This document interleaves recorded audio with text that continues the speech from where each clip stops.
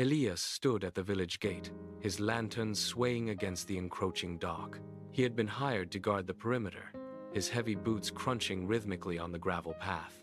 Every night was the same. Check the locks on the granary, listen to the rustle of the tall grass, and wait for a threat that never came. For weeks, the village remained silent.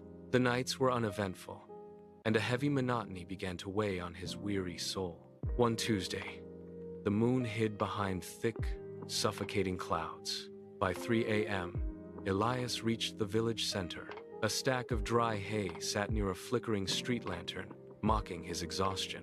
He felt a heavy fatigue pull at his eyelids, a weight he could no longer fight. Just for a moment, he whispered to himself. He leaned against a cold stone wall and set his lantern down, unaware that the world was about to change. The flame inside his lantern flickered, caught a stray draft, and tipped over. A single spark jumped onto the dry hay. Elias did not see it. He was fast asleep, his breathing steady.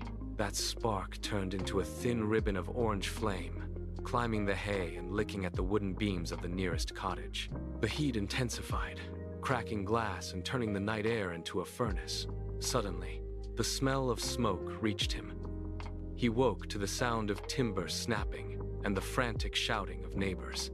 He scrambled to his feet, but the fire had already engulfed the roof in a roar of gold and ash. The village elder stood in the street, his face illuminated by the disaster. He looked at Elias and said, "Danger does not knock, Elias.